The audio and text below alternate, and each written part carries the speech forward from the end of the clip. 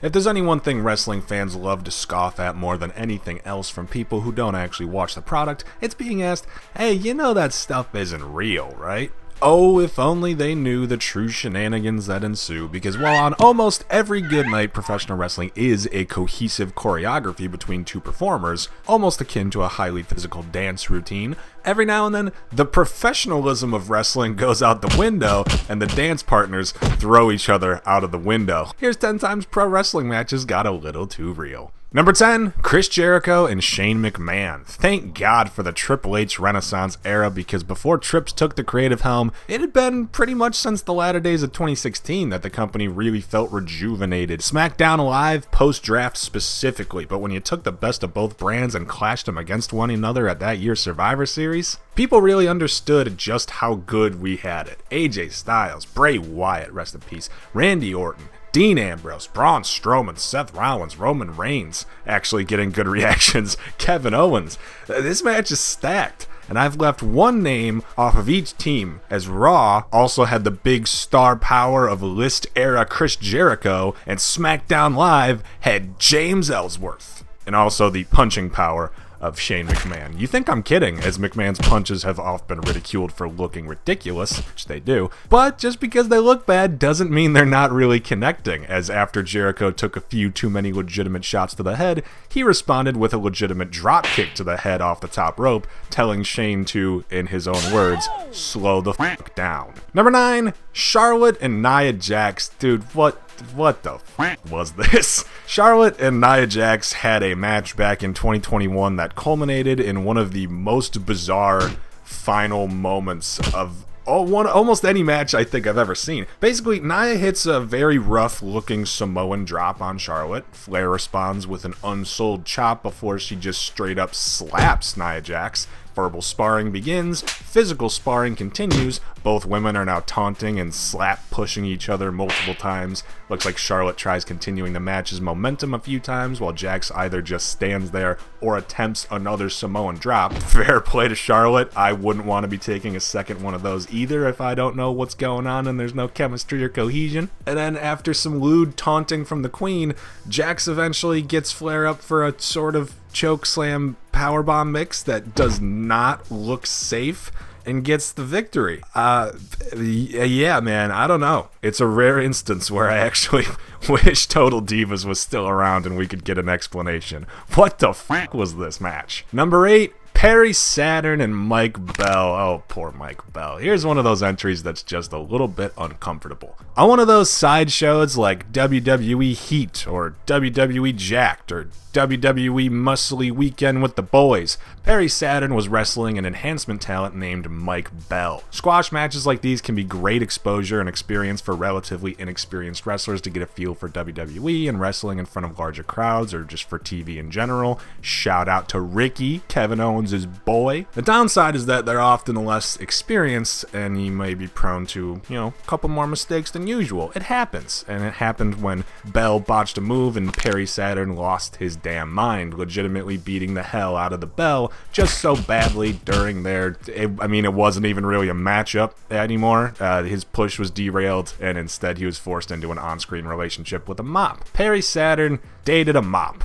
That E in WWE stands for entertainment. Number 7, Floyd Mayweather and The Big Show. Mr. Moneyman himself, Floyd Mayweather, came in to work with The Big Show for WrestleMania just a few months before the company turned PG, and it's a good thing too, because Floyd was almost turned into blood money. According to Mr. Mayweather, upon being brought in, he was told that it'd be more akin to a legitimate fight than a pro wrestling match. So, in the lead up to their match, Floyd landed a very legitimate shot on Big Show that straight up broke Paul White's nose. WWE decided to run with it and had these two film a commercial for the Mania matchup later on that same night with blood coming out of Big Show's nose. If it wasn't for the professionalism of Mr. Big Show, that could have ended up a lot worse. Props to the both of them, as Floyd versus Big Show is still one of the best celebrity inclusions in all of WWE history. Almost as good as Snoop Dogg versus The Miz. And they pulled it off with a bumpy, broken nose start. Look at that.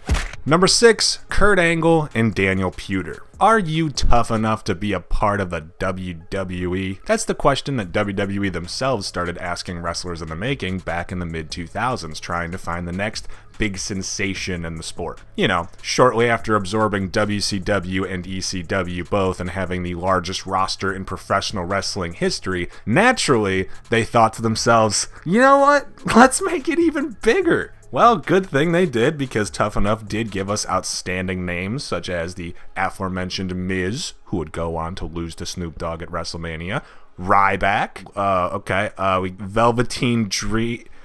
Man, maybe we didn't need Tough Enough after all. Well, at least we got some truly bizarre moments out of reality and kayfabe blending together. For example, the time Kurt Angle challenged the Tough Enough rookies to a shoot fight without realizing that Daniel Puder actually came from an MMA background, having legitimate experience in the sport, and was no shit a tiddlywink away from leaving Kurt Angle in a sling, quickly putting the wrestling machine into a Kimura and nearly snapping the arm of the submission specialist. If it wasn't for quick thinking and a quick 1-2-3 from the ref and Kurt, what would that next few weeks of TV look like?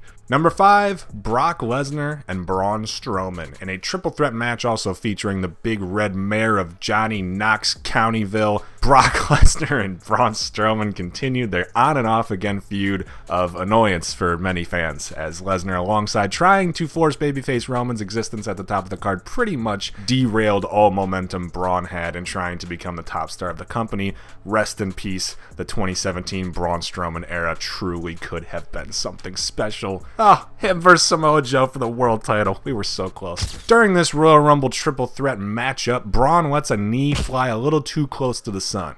The sun being the very red, very sweaty head of Mr. Lesnar, and Brock quickly retorts with some warning shots. A couple of legitimate cracks to the skull that you can see the skin flop before his head moves. It's one of those hits, really almost took down the big bad Braunman. A short scuffle for sure, but a reminder that Brock Lesnar is a terrifying presence in our universe, and if you go too stiff with him, he will happily send it back straight through your skull. Number 4, let's just call this entry New Jack. You might know the name, but for the uninitiated to New Jack's truly terrifying reign of unpredictable violence, imagine if Jon Moxley was unprofessional. That sort of sums up the in-ring destruction this man would bring. On numerous occasions, whether out of spite, for revenge, not being paid enough, whatever the reason, maybe boredom, New Jack would take the professional and the wrestling out of professional wrestling and just beat the shit out of people. Sometimes legitimately trying to kill them. Now, that's a phrase that sounds a little hyperbolic. Sounds like I'm kind of reaching. It's not. It's not guesswork. It's not a stretch. He is literally on record saying he tried to murder Vic Grimes by throwing him off of a scaffolding, intentionally trying to throw him past the crash pad of tables. He just confessed this openly on Dark Side of the Ring. It's crazy. See also Mass Transit.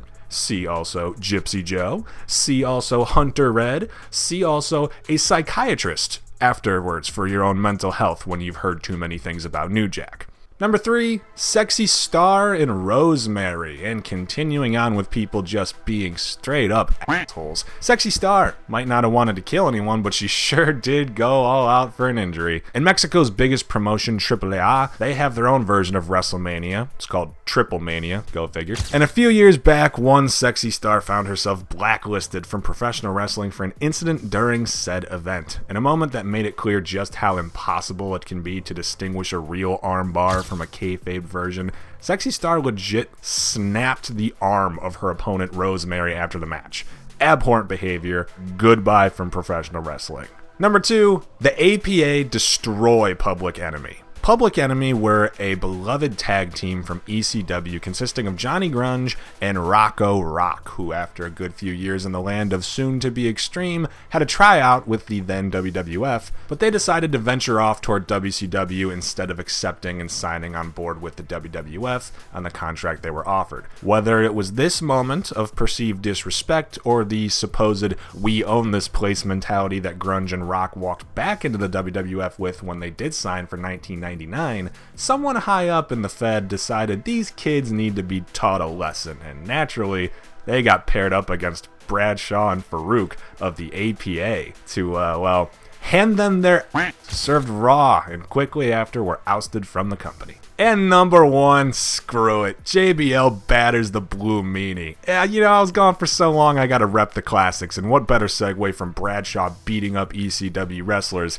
than to Bradshaw beating up ECW wrestlers. One Night Stand, 2005, a legendary event so successful it revived Extreme Championship Wrestling as a brand. WWE would then kill the brand within a matter of years. The night climaxes with a massive brawl from the WWE wrestlers who'd been in the crowd drinking all night against the ECW wrestlers who actually gave a shit. And somewhere in all the pandemonium, John Bradshaw Layfield found his way to the Blue Meanie, and allegedly due to some online comments made by the Blue Meanie, JBL decided to turn the blue in his name to reality, battering him bloody and leaving him black, blue, and bruised. Couple mean comments online, beating the shit out of someone live on pay-per-view. I guess that's how you handle a meanie when you're a locker room leader. Leave that in. I guess that's how you handle a meanie when you're the locker room leader. And those are 10 matches that turned into real legitimate fights. What are your thoughts? Let us know in the comments down below after liking the video, subscribing to the channel, and notifications-ing that bell.